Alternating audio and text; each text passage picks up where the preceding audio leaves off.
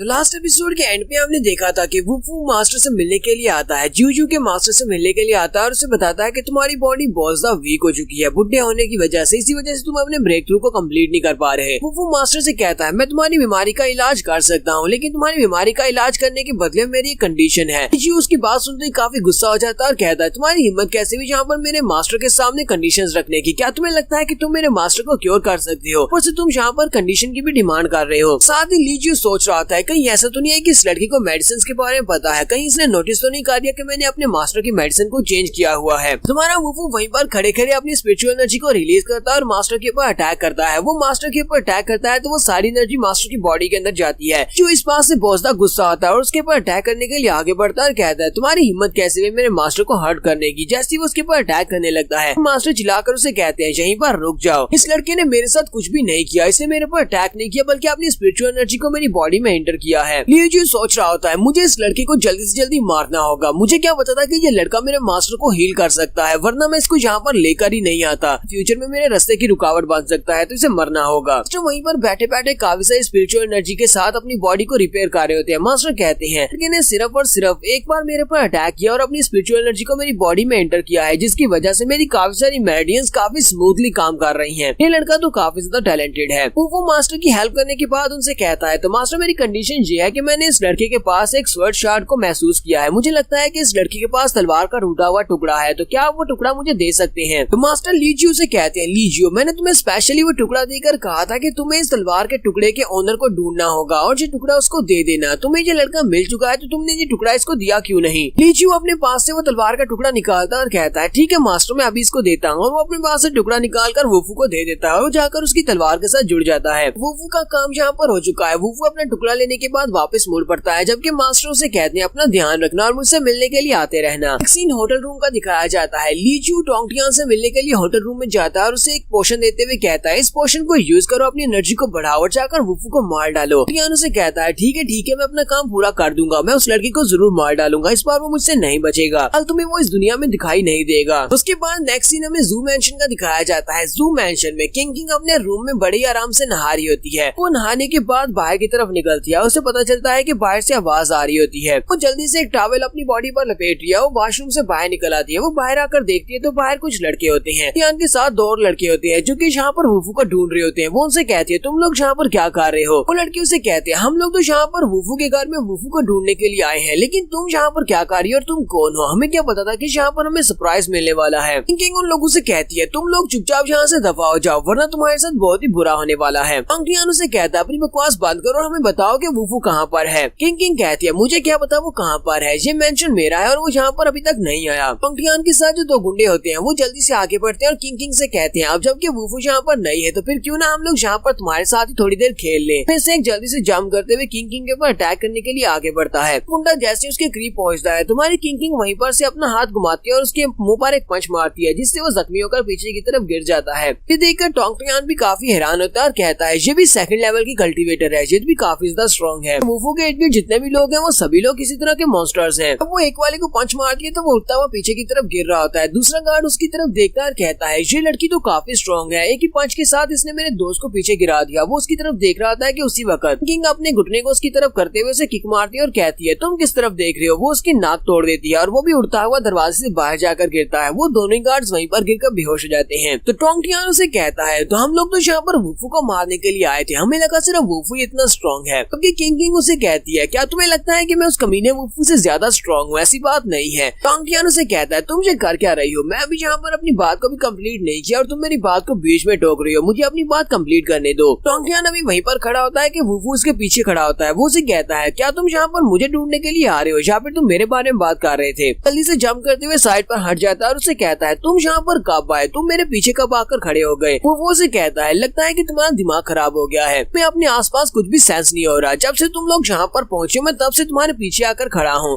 टोंगटियान वुफू से कहता है लास्ट टाइम लगता है कि मैंने कुछ बहुत बड़ी गलती कर दी थी जिसकी वजह से मैं तुम्हें सही तरह से बाइंड नहीं कर पाया था, तुम मेरी फॉर्मेशन के अंदर ही मर जाते, तुम वहाँ से निकल नहीं पाते, लेकिन इस बार तो तुम बिल्कुल भी नहीं बच पाओगे, इस बार मैं तुम्हें बड़ी आसानी से मार डालूंगा। किंग चिल्लाकर वुफू से कहती है वुफू जल्दी से अपने नीचे देखो, लगता है कि तुम्हारे नीचे इसने फॉर्मेशन बिछाई हुई है, तुम एक ट्रैप के ऊपर खड़े हो। तो वुफू अपने पाँव के नीचे देखता है तो उसके पाँव के नीचे वाकई में एक फॉर्मेशन होती है और उस फॉर्मेशन के अंदर से बहुत सारी जंजीरें निकलती हैं और वो सारी की सारी जंजीरें हमारे वुफू की बॉडी के साथ लिपट जाती हैं। वो उसकी गर्दन, उसके बाजू और उसकी टांगों के ऊपर लिपट जाती हैं और उसको वहाँ पर बाइंड कर लेती हैं। वो कहता है तो तुमने यहाँ पर एक और फॉर्मेशन को सेटअप किया हुआ है, इसलिए जैसे मैं यहाँ पर आया था तुम जल्दी से जंप करते हुए साइड पर हो गए थे क्योंकि तुमने यहाँ पर पहले से इल्यूजन फॉर्मेशन को सेटअप किया था। वो वहीं पर अब जंजीरों में बंधे बंधे अपने हाथ को आगे की तरफ करता और कहता है मेरी स्टार स्वर्ड जल्दी से एक्टिवेट हो जाओ। तो उसकी स्वर्ड एक्टिवेट होती है। तुम्हारा वुफू वहीं पर अपनी तलवार को घुमाते हुए सारी जंजीरों को काट देता है। देखकर तो टोंगटियान भी काफी ज्यादा हैरान हो जाता है। वो जल्दी से जंप करते हुए बाहर चला जाता है, जबकि किंग वुफू से कहती है वुफू क्या तुम ठीक हो, और वो टोंगटियान कहाँ पर चला गया। वुफू जल्दी से खिड़की में आता है और बाहर की तरफ देखता है तो टोंगटियान वहाँ पर नीचे गार्डन में खड़ा होता है। हैरान होकर उसे कहता है तो इसका मतलब तुम इल्यूजन फॉर्मेशन के अंदर भी अपनी स्टार स्वर्ड को बुला सकती हो, तुमने तो बड़ी आसानी से फिर से मेरी इल्यूजन फॉर्मेशन को हरा दिया। वुफू जंप करते हुए बाहर आ जाता है और उसे कहता है मुझे लगता है कि मैं सिर्फ और सिर्फ स्टार स्वर्ड के बलबूते पर तुम्हारी फॉर्मेशन को तोड़ रहा हूँ, तो फिर ठीक है मैं बिना फॉर्मेशन के इस बार तुमसे फाइट करता हूँ। टोंगटियान भी काफी ज्यादा खुश हो जाता है और उसे कहता है अगर तुम अपनी स्वर्ड को यूज नहीं करोगे तो मुझे लगता है कि मैं बड़ी आसानी से तुम्हें हरा सकता हूँ, कि बिना स्वर्ड के तुम इतने स्ट्रॉन्ग नहीं हो। वो जल्दी से जंप करते हुए उसके ऊपर अटैक करने के लिए आगे बढ़ता है और उसे कहता है देखो मैं तुम्हें कैसे मजा चुकाता हूँ। लेकिन जैसे ही वो उसके ऊपर पंच मारता है वुफू उसके पंच को अवॉइड कर लेता है। वो फिर से उसके ऊपर अपने बाजू को घुमाकर अटैक करता है तो वो फिर से उसके अटैक को अवॉइड कर लेता है। वो उसे किक मारने लगता है तो वुफू फिर से उसके अटैक को डॉज कर लेता है। वो उसे कहता है क्या तुम यहाँ पर सिर्फ और सिर्फ डॉज ही करने वाले हो, लगता है कि तलवार के बिना तुम्हें बिल्कुल भी फाइट करना नहीं आती। तुम्हारा वुफू उसकी किक को अवॉइड करते हुए जैसे पीछे की तरफ बढ़ता है तो उसने वहाँ पर फिर से एक इल्यूजन फॉर्मेशन क्रिएट की होती है, जिसकी वजह से हमारा वुफू वहाँ पर उसमें ट्रैप हो जाता है। वुफू वहाँ से भाग नहीं सकता। वो उसे कहता है अब देखते हैं कि तुम यहाँ से कहाँ पर भाग कर जाओगे, अब मैं तुम्हें पंच मारने वाला हूँ। वो जैसे अपने पंच को रेडी करता है और उसे पंच मारता है वहाँ पर एक जबरदस्त एनर्जी निकलती है और उसी एनर्जी के साथ ही जब वो एनर्जी वहाँ सामने से हटती है तो वो टोंगटियान भी देखकर काफी हैरान होता है क्योंकि वुफू वहाँ पर नहीं होता, वहाँ पर सिर्फ और सिर्फ वुफू की शर्ट होती है। वुफू बड़ी स्पीड से घूमता हुआ उसकी पीछे वाली साइड पर चला जाता है और उसे कहता है मैं तुम्हारे साथ खेलकर अब बोर हो गया हूँ, अब मैं इस फाइट को खत्म करने वाला हूँ। हमारा वुफू जैसे वहाँ पर अपनी एनर्जी को गैदर करता है तो वो वहाँ पर एयर स्वर्ड बना लेता है, यानी कि वो हवा की मदद से वहाँ पर एक तलवार बनाता है, बहुत सारी एनर्जी को रिलीज कर रहा होता है। टोंगटियान बहुत ज्यादा घबरा जाता है और कहता है ऐसा कैसे हो सकता है, तुम हो कौन, तुम्हारी रियल आइडेंटिटी क्या है, तुम एक एयर स्वर्ड कैसे बना सकते हो। वो पंच को रेडी करते हुए उसकी तरफ करते हुए कहता है तुम इस लायक नहीं हो कि मैं तुम्हें इस बारे में बताऊं कि मैं कौन हूँ, और वो उसके पेट में एक जबरदस्त पंच मारता है और पीछे वाली दीवार के साथ उसको टकराता है। पीछे वाली दीवार भी टूट जाती है और उसका पंच इतना ज्यादा पावरफुल होता है। बेचारे टोंगटियान का वहाँ पर सिर्फ और सिर्फ चश्मा ही बचता है क्योंकि उसकी डेड बॉडी को यहाँ पर नहीं दिखा रहे। वुफू ने सिर्फ एक ही पंच के साथ टोंगटियान को मार दिया है। टोंगटियान को मारने के बाद वो किंग से कहता है किंग क्या तुम अपने लोगों को कहकर मेरे गार्डन को साफ करवा सकती हो। उसे कहती है हाँ क्यों नहीं। फिर साथ ही वो उसे कहती है तुम्हें पता है ना टोंगटियान कितना पावरफुल था, यहाँ पर इस सिटी में इसकी काफी अच्छी बैकग्राउंड है, अगर किसी ने इसको तुम्हारे गार्डन में मरा हुआ देख लिया तो सारा इल्जाम तुम्हारे ऊपर ही आएगा। किंग पहले जो कि अपने टावल के ऊपर हाथ रख के खड़ी होती है, वो जैसे उससे बात करने के लिए अपने टावल के ऊपर से हाथ छोड़ती है वहाँ पर हवा का एक झोंका आता है जिसकी वजह से सामने वाले हिस्से से उसका टावल गिर जाता है। उसका टावल गिरता है तो उसकी चेस्ट उसके सामने होती है जिसकी वजह से वुफू और वो दोनों ही शॉक हो जाते हैं। उसके साथ ही हमारी किंग चिल्लाकर उसे कहती है ठड़की कहीं के, चलो जल्दी से अपनी आंखें बंद करो, मुझे लगता है कि ये तुमने जानबूझकर किया है, तुम ही ने हवा का झोंका मेरी तरफ फेंका होगा। वो उसे कहता है अपनी बकवास बंद करो, मैंने कुछ भी नहीं देखा। ली जू की तरफ भी दिखाते हैं जो कि वहीं पर छत के ऊपर खड़ा ये सब कुछ देख रहा था। वो कहता है अब तो चीजें और भी ज्यादा इंटरेस्टिंग होती जा रही हैं।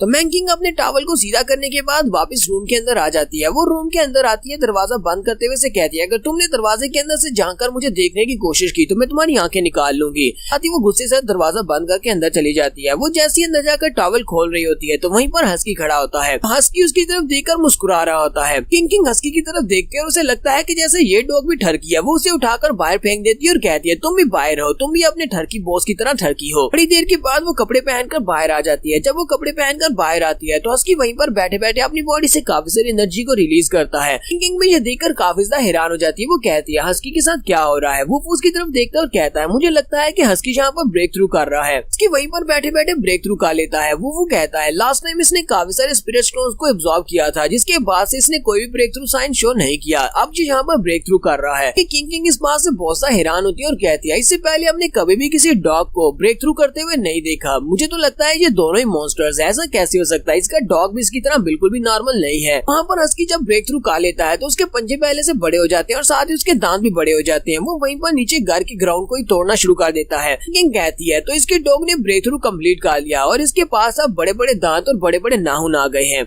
तो यहाँ पर हम लोग अपनी एपिसोड 21 का एंड करेंगे। नेक्स्ट एपिसोड में देखेंगे लीजियो खुद पर्सनली हमारे वुफू से फाइट करने के लिए आएगा, क्योंकि लीजियो वुफू को रास्ते से हटाना चाहता है। तो वो कैसे ये सब कुछ करेगा ये हम लोग नेक्स्ट एपिसोड में देखेंगे। एपिसोड की एक्सप्लेनेशन अच्छी लगी हो तो कमेंट करके जरूर बताइएगा। चैनल को सब्सक्राइब कर दे, वीडियो को लाइक और शेयर कर दे। शुक्रिया।